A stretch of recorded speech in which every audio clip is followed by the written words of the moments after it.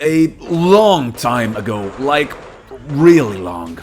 Yeah, okay, I'm old. I used to have a blast shooting at the small clusters of pixel that appeared to me as soldiers with different weapons and equipment. My imagination was such that I could see bandanas on their heads, and the landscapes surrounding them reminded me of the settings of the best Vietnam War movies. In fact, what I know as Operation Wolf was simply the Rambo game to me, and it was one of the most played games. Operation Wolf was a side-scrolling arcade shooter and existed in various versions. In arcades, you could find the cabinet with the light gun or the classic joystick and two buttons. On home platforms like the Commodore 64, Amiga, and other gaming beasts of that era, you could play it by moving the cursor on the screen with the joystick. I had a single button joystick,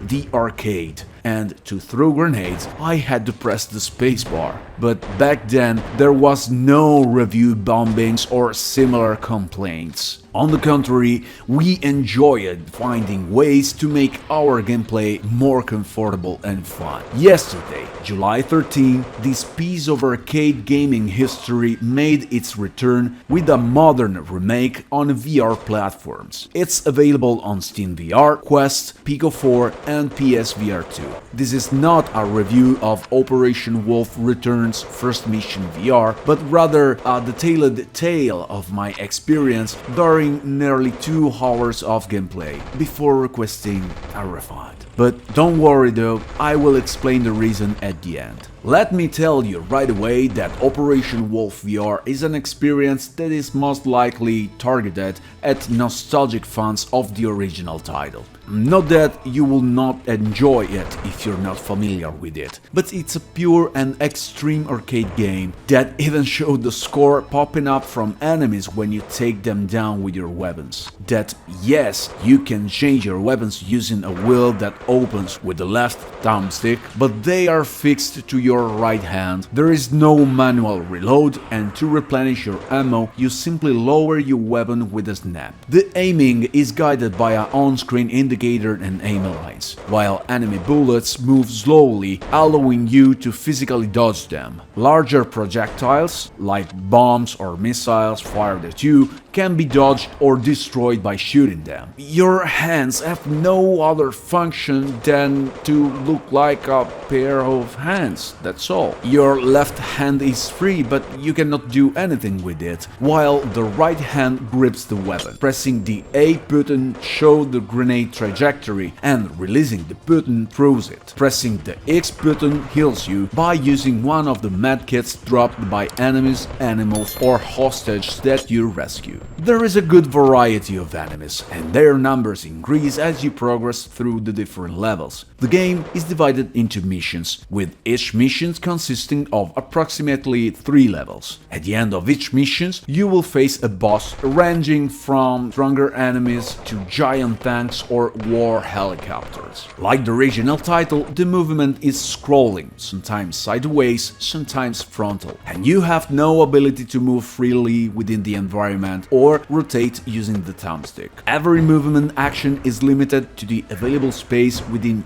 your game area. In short, Operation Wolf VR can be comfortably played while seated, and although sometimes cause disorientation, the intensity of the movement is not so strong enough to make the player feel sick. It's a game suitable for everyone in this regard. But let's talk about Operation Wolf Returns First Mission VR's weak point. The contents. It's a cel-shaded game, so its cartoonish graphics are light. However, I expected to find more details in the Quest version. Despite being in the middle of the jungle, there was nothing that gave me a sense of depth. Background images and scenery elements didn't extend beyond a few meters, and it feels like everything abruptly ended behind a curtain or a cliff behind the scene. These, combined with a lack of interactions, not only with the game world, but even with my own weapons, made Operation Wolf VR one of the less immersive experiences I've tried so far. It's a game that could have easily been offered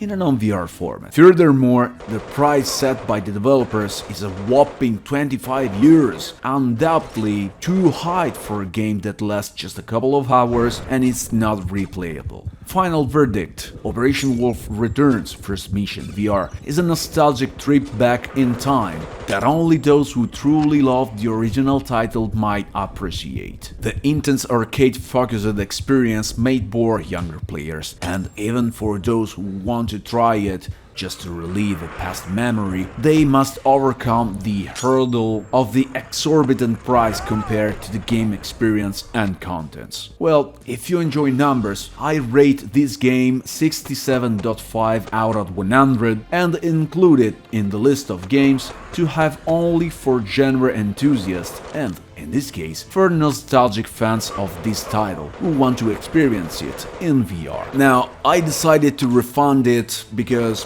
although I appreciated the time spent on this game, I'm sure I won't start it again to continue from where I left off. And with 25 euros being a significant amount for a VR game, I preferred to keep it aside for other titles that are undoubtedly more interesting and coming in the following months. If you liked the video, give it a like, subscribe and keep following. I strongly encourage and appreciate the activity of the lively community that always supports, comments and engage with the channel. But new users are the one who've made the channel grow, so spread the word about this channel to your friends and click the subscribe button if you haven't already. Lastly, if you want, support the channel using the super thanks button. Thank you for watching the entire video. It's all from Ben, see you next time and see you in VR.